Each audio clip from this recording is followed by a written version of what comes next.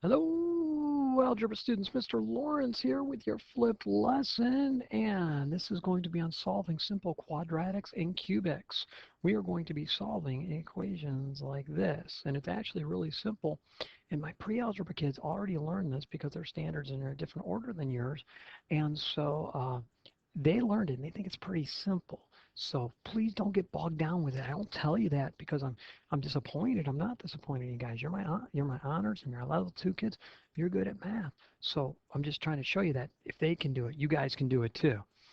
All right. But before we get to the actual lesson, I've got a question for you. What is the square root of 9? If you are thinking 3, you are incorrect. Okay? Now you're going to be mad that I said that because you know you're right, but see, somewhere back in the day you mislearned something. And so I'm going to try to help you relearn it the right way. Let's start by thinking, why do you think 3 is the answer? Well, you're going to say, well, that 3 times 3 equals 9, right? Well, I know another number that I can multiply by itself to get positive 9. Huh. What do you think? How about negative 3 times negative 3? Yeah, that's going to be positive 9, isn't it? So we've got two possible answers. The square root of 9 isn't 3, it's plus or minus 3. Okay, what I just wrote there was positive and negative 3 at the same time, plus 3 or minus 3. Okay, either one of those answers you'll see me to the slide. It's kind of a math teacher shorthand. All right, so they have two answers. So by that score, what's the square root of 100? Well, the square root of 100 would be 10 or negative 10. Or you could write it like this, plus or minus 10. How about the square root of 0? Well, what number or numbers can you think of times themselves that equal 0? Hopefully the only one you can think of is 0. The only way you're going to get 0 by multiplying a number by itself is if the number is 0. 0 times 0 is 0. How about negative 4? The square root of negative 4. Okay, well, let's see here. The square root of 4 is going to be 2 or negative 2. Now somebody might be thinking that this was easy, 2 and negative 2, because 2 times negative 2 is negative 4. The problem is, if we're taking a square root, you have to have the same number times itself. So that is not going to work. We're not going to do that. Can you think of a number times itself that will equal negative 4? If you can't, that's very good, because I can't either. All right? There is no number. There is no number times itself that equals 4. There isn't one. Negative 4, excuse me, negative 4. Because when I multiply a negative times a negative, I get a positive, right? Remember the whole plus minus thing? If I have a positive 2 times a positive 2, my hand won't turn over, so the answer is positive. If a negative 2 times a negative 2, I have to turn my hand over twice, which takes it back to the positive side. I can't do one of each because that's not how a square root works.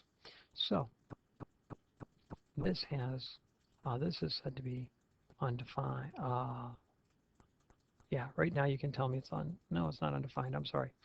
Uh, this is actually an imaginary number. I have a mental blank. Ask me in class what that's called, and I'll remember. It's just at the moment I don't want to burn any more video time, and I'm having a little mental blank, kind of like I did on Emily's name the other day. Oh my gosh, I was so embarrassed. All right, so let's get down to number 1. We've got x squared equals 25. Well, now don't just figure it out in your head, okay? Actually show the work to do it. We've got an exponent of 2. How do I do exponents? I undo them with roots. And so I'm going to take the square root of both sides. If this was a 3, I'd take the cubed root of both sides. If it was a 4, I'd take the fourth root. But I'm taking the square root of both sides. And so the left-hand side is going to be the same as x times x. And the right-hand side is going to be the same as 5 times 5, right? And so I get a plus or minus 5, and I get x. Okay? All right, so x squared equals 25, and I can check. I can do 5 squared. Do I get 25? I sure do. Do I get negative 5 squared? Or negative 5 when I square it? Do I get 25? I sure do. Okay, so that's good. How are we going to do number 2? Well, I see I have an exponent, but I also have subtraction right here. Working in the reverse order of operations, I'm going to add 7 to both sides. I'm going to get rid of that minus 7. That'll leave me with an x squared equals 36. X is still not alone. I need to undo the square. I'll take the square root of both sides. And I will get x, and that'll equal plus or minus 6. 2 answers on square roots usually.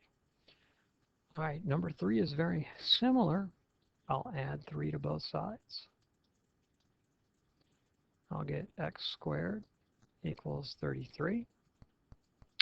Now, I'm going to take the square root of both sides. The only problem is, I'll bet you don't know a number times itself that equals 33.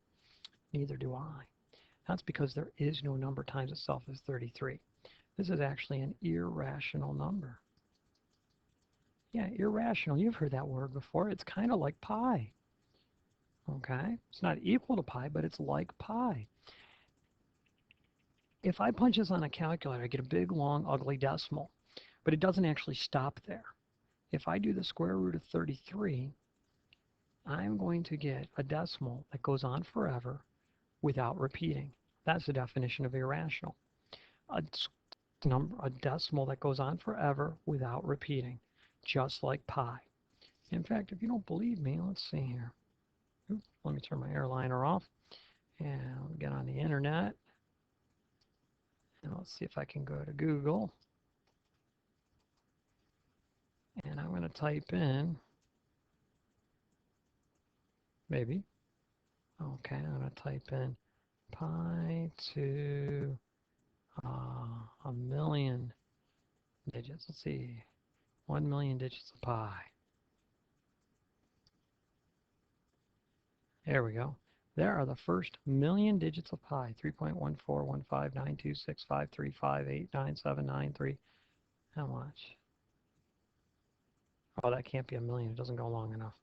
Oh, maybe the screen is going to expand. Yeah, it is expanding as I go to the bottom. Okay. I was expecting the whole page to be loaded. Look at that. That's not even 1% of pi. Not even 1%. Not even a half of a percent. It just keeps going and going and going.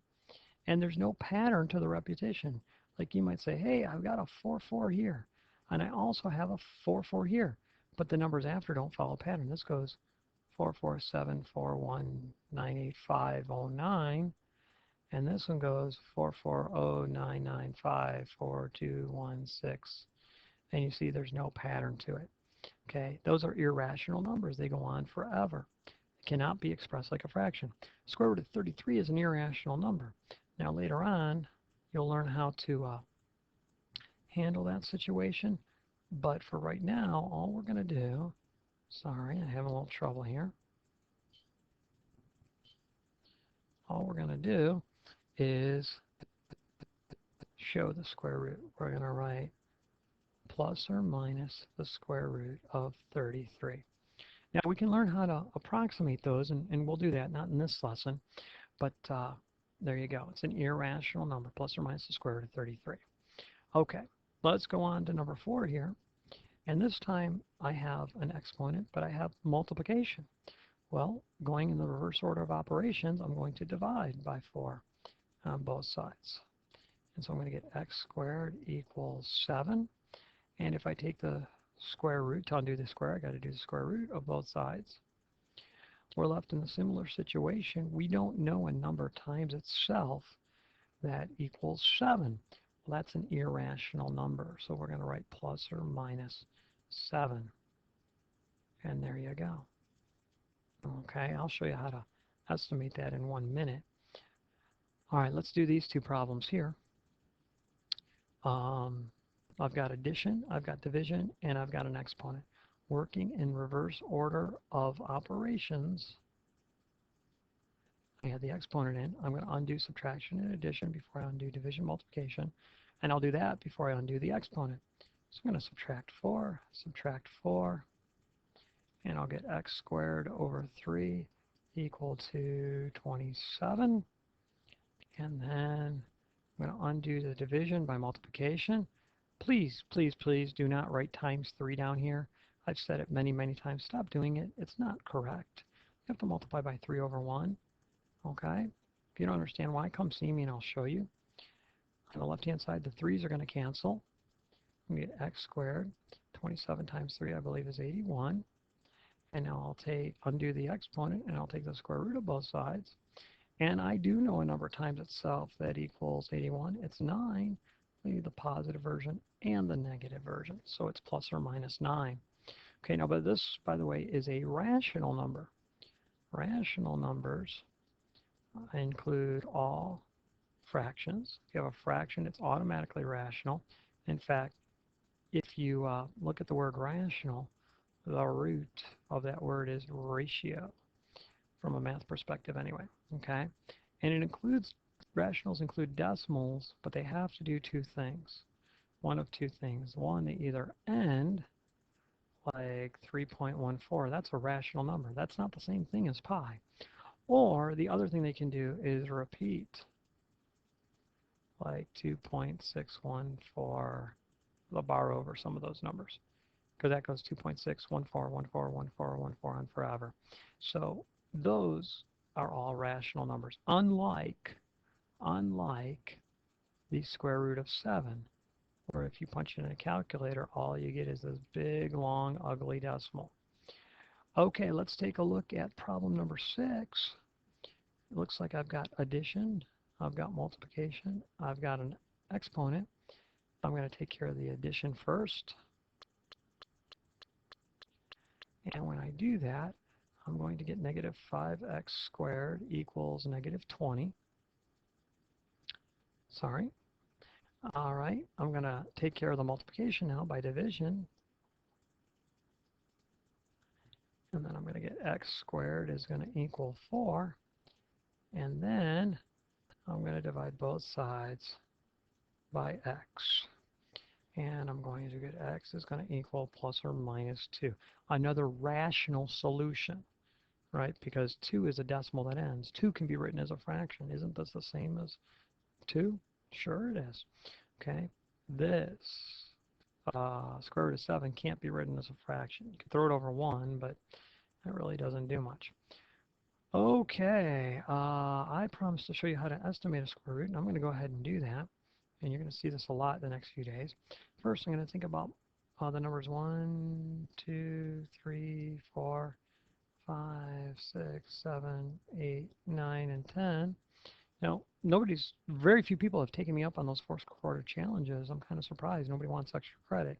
Remember, one of your first quarter challenges was the perfect squares.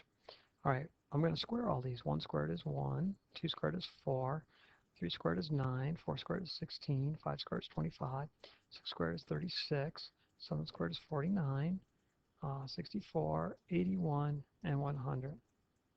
Now, if I'm trying to estimate the square root of 7, these are all, okay, square root of 1 equals 1. Square root of 4 is 2, right? Let me get a smaller pen there. Square root of 9 is 3. Well, the square root of 7 would fall in between these two, wouldn't it? Okay, so that means the answer is going to be somewhere between 2 and 3.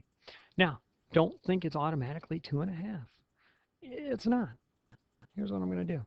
I'm going to write down the square root of 4, square root of 5, square root of 6, square root of 7, square root of 8, and the square root of 9. And square root of 4 is 2. Square root of 9 is 3. And then we have a nice little number line thing going on here. And I'm going to break this line up into halves and quarters. And when I do that, I have 6 digits here. So if I find the median right here, this number is going to be 3.5, isn't it? Now, if I break this up here, it's going to be 3.75, 3.75. Well, I know the square root of 7 is going to have to be between a median in the third quartile. So I'll bet a good estimate of the square root of 7 is going to be somewhere in the ballpark of 3 and 6/10. Okay, now let's check it out here. Let's see if it'll let me up here. Where was that? Google right there, I think. Okay, let me go back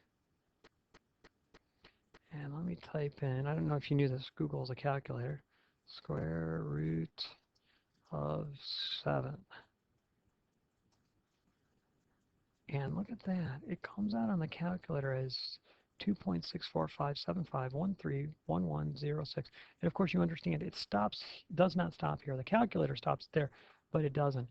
I'm going to subtract off my estimate of 2 and 6/10. Look at how close I was in my guess.